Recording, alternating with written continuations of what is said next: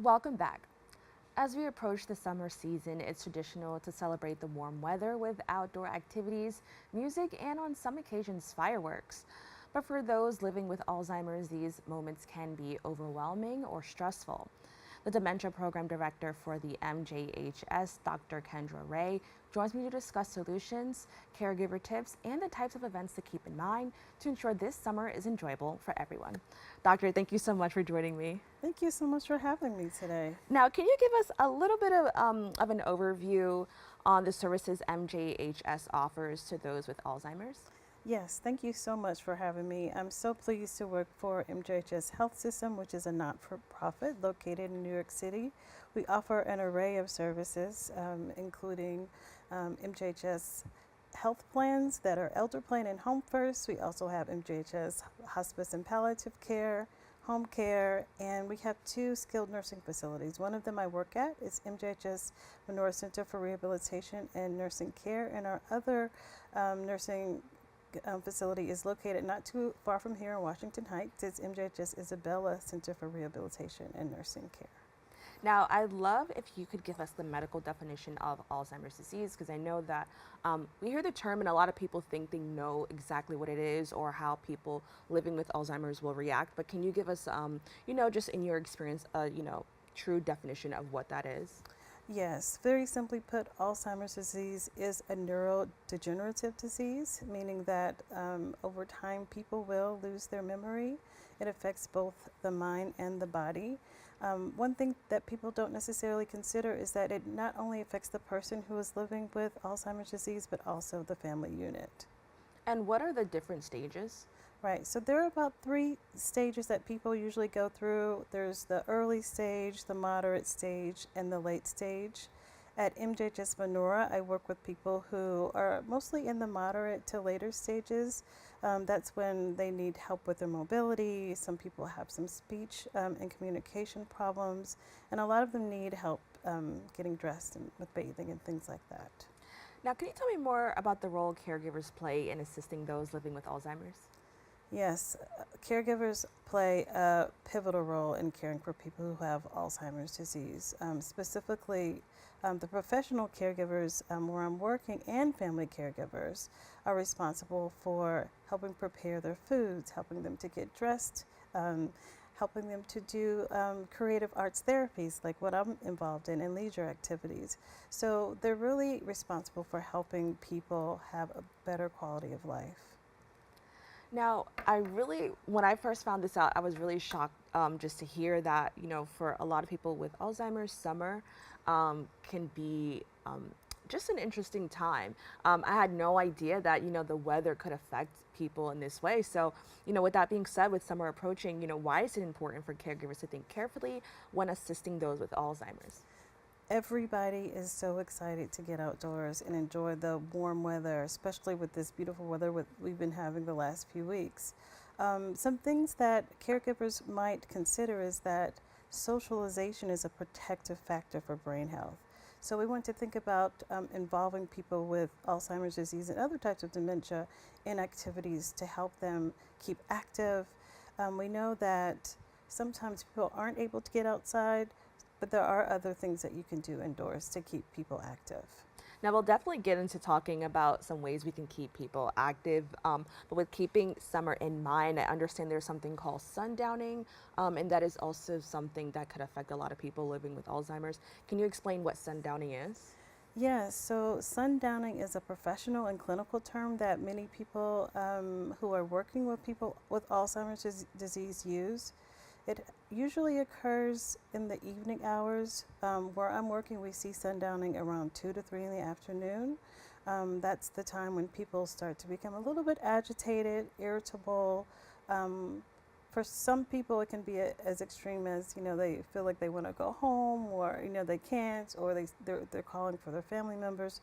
So it's a time that we really want to think about, how can I provide some activities to help keep the person calm. And for us, where I'm working, we use music. We use music a lot. If we know that sundowning is going to occur at 2:30 p.m., for example, we'll try to play music for the people at 2 o'clock, so we might avoid those symptoms from occurring. And I'm curious to know, what is the background in sundowning? Is it just because, it's been a few hours and now people are just maybe exhausted or feeling tired? Is it kind of like just a coincidence that, during this time, this is also when I guess more people are outside? Or are there any underlying factors as to why we're seeing this behavior at this time? From my clinical experience, it is something that just naturally occurs when a person has Alzheimer's disease or other types of dementia. It's just something, it's one of those symptoms that occur naturally and unfortunately. Not every single person experiences sundowning. There are some people who have agitation a little bit more in the morning time, but for the majority of people, it is something that occurs in the evening. Now, keeping that in mind, what are some tips you can share for caregivers so their loved ones with dementia can also enjoy summer experiences? Absolutely. People with dementia can enjoy outdoor and summer activities. And from my clinical experience and from my research experience, I know that if the person with dementia is calm and if they're happy, that the person who is caring for them will have less distress and less burden. So finding activities that reduce stress but produce joy is key. And one way we might think about doing that is, for some people, we know getting outdoors is really difficult. So from the clinical work, I know that playing music in the background while getting dressed in the morning or while brushing your teeth or even during shower time can make things easier as people are trying to transition to outdoors. And just to think about that fireworks or things that might cause noise, you might, before even going outside, prepare the person for the activity. So you can use technology. We all have YouTube, so we can watch fireworks before we get there so that we know what to expect and talk about that noises might be expected during that time. But then if you're thinking about calm activities and keeping the person engaged outdoors, maybe try the outdoor activities in the morning versus in the evening. Avoid crowds, avoid times that are peak experiences, but make sure you have some fun.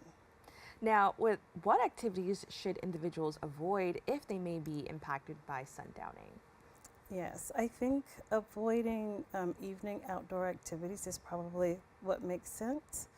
But there is some research that says that exercise is good for reducing agitation. So if you're able to get out and take a walk, that is an option. Or planning to go and watch the sunset, that's an option as well. Now, I definitely want to take a moment to highlight you and the work that you've done.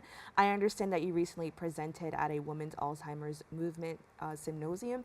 The event was attended by many notable people, including the First Lady of the United States, which is pretty amazing, and Maria Shriver. Could you share your experience and your research, and what was this entire event and experience like for you? To say it plainly, it was one of the most incredible experiences that I've had and unexpected. Dr. Biden and Maria Shriver both are huge supporters of Alzheimer's research and women's health research. As a matter of fact, Maria Shriver's Women's Alzheimer's Movement funded my study on music and caregivers and music for people with dementia. So I was really excited to attend this event with other researchers to be able to present some of my preliminary findings. So I was able to present my research to Maria Shriver and also to Dr. Biden. It was a phenomenal experience for me. And I also want to highlight, I know that you talked about, just the power of music and the arts. Can you just, take a moment to explain, how that has impacted the work and how you're able to care for people living with Alzheimer's? Absolutely. I think that a lot of times people think that once they have a diagnosis, that it's over and that they can't be active in their communities or active just, personally. But we found that many people, even with the diagnosis of Alzheimer's, can still play the piano. They can still sing their favorite songs. Many who didn't know that they were artists now are very, very creative. And so we try on a daily basis to engage people in the arts so that they can have meaning and purpose in their lives. And have you also seen, the arts create a sense of community? Because this is something that everyone enjoys regardless of, your background in health. So can you talk about what you've seen and how it's been able to foster community? Yes. On a daily basis, because we do offer music therapy and art programming and other creative arts, family members usually flock to our sessions because they also want to engage in those types of activities. So we are able to also collaborate with schools like other CUNYs, like Kingsborough Community College. We work with their students, and they come and they assist us in our activities as well. So the creative arts, actually, you're right, it does help to create a sense of community, and people can do it regardless of whether or not they have Alzheimer's disease or not. Now, lastly, what's your message to professional caregivers, including many new graduates entering the field now, about how to adapt if an activity isn't going as planned? I think graduation has just occurred here at Lehman College, so congratulations to all of the graduates. Just know that MJHS.org does have many positions available for those who are in the caring field. But the message that I would give to those who are caring for people with dementia and Alzheimer's disease is to know that if you try something the first time and it doesn't work, it's okay, you can try again. But then also know that there are resources that are available to you, like Caring Kind, the Alzheimer's Association. We have a booklet called MJHS Keys to Dementia Care that is downloadable. So think about how you can engage with other organizations and other resources as you are engaging people with Alzheimer's. Well, Doctor, I want to thank you so much for joining us and having this, really important conversation, and honestly talking about ways that we can still continue to do the things we love. There's always a solution to do the things that we love with the people we love, despite the fact that they may be living with Alzheimer's. I think that's amazing. So thank you so much for joining us and having this conversation. Well, thank you. To learn more about the services they offer, please go to their website at mjhs.org. Stay tuned. We have more for you right after this.